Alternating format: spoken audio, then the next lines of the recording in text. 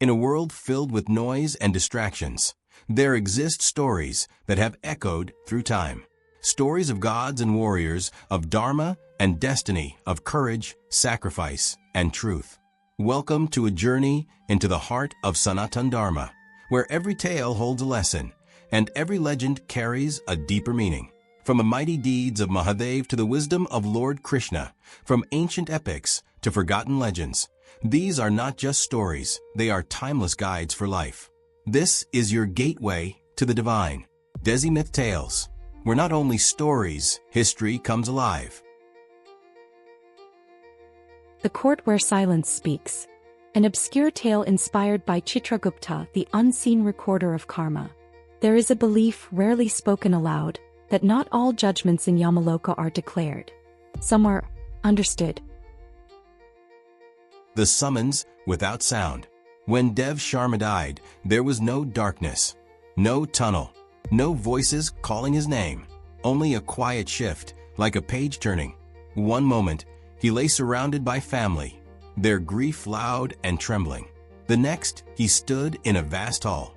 No walls, no ceiling, just an expanse that felt both infinite and enclosed. At its center sat a single figure, calm, still, writing. Chitragupta. The absence of judgment. Dev approached cautiously. I have died, he asked. Chitragupta did not look up. You have arrived, he replied. The distinction unsettled Dev. Where is Lord Yama? He asked. Elsewhere, said Chitragupta. Not all souls require his presence. Dev felt a flicker of unease. And me? The pen paused, then continued. That depends. The ledger that does not speak. A scroll appeared before Dev. It unfurled endlessly, covered in script he could not fully read, yet somehow understood. His life, every action, every word, every thought that had carried weight. He searched it quickly. Yes, he said, relieved. I lived well. I harmed no one. I followed Dharma. Chitragupta said nothing. The silence stretched. Dev frowned. Is something wrong? Still no answer. The weight of the unheard. Then the scroll shifted. Not to what Dev had done, but to what others had experienced because of him. A servant dismissed harshly, not with cruelty but with indifference. A friend reaching out in a moment of despair, met with polite distance. A son seeking approval, receiving only quiet expectation. These are small things, Dev said quickly. I did nothing wrong. Chitragupta's pen continued moving. Scratch, scratch, scratch. The sound grew louder. The space between actions. The visions deepened. Moments where Dev had chosen neutrality over kindness, restraint over compassion, silence over truth. I was being careful, Dev insisted. Measured. Disciplined. The pen stopped. At last, Chitragupta looked up. Measured, he repeated. The word hung in the air. Tell me, he said calmly, what is the measure of a life? Dev opened his mouth, closed it. The mirror without reflection. The hall shifted. Before Dev appeared a mirror. But it did not show his face. It showed impact. Ripples extending from his life, touching others, fading quickly. Not harmful, not powerful, just faint. I lived peacefully, Dev said, quieter now. Yes, Chitragupta replied, and left the world unchanged. The defense of the ordinary. Dev straightened slightly. Is that wrong, he asked. Must every life be extraordinary? Must every person leave some great mark? Chitragupta's gaze remained steady. No. The answer came without hesitation. Relief flickered across Dev's face, until Chitragupta continued. But every life must be awake. The silent realization. The word settled heavily. Awake.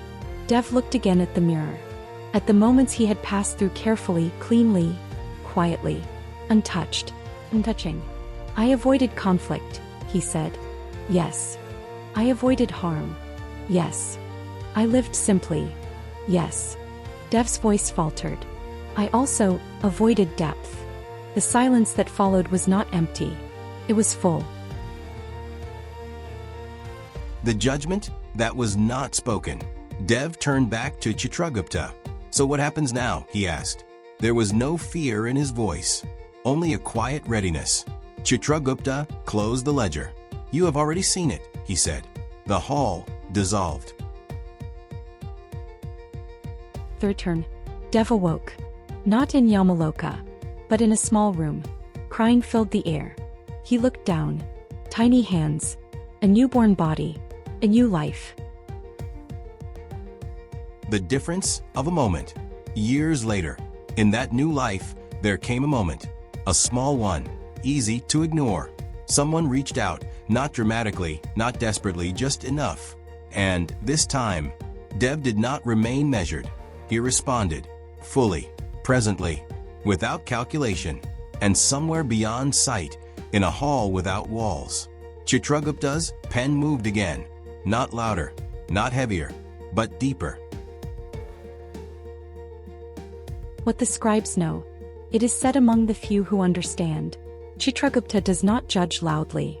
He does not need to, because in the end, every soul reads its own ledger, not by what it did, but by how fully it chose to live.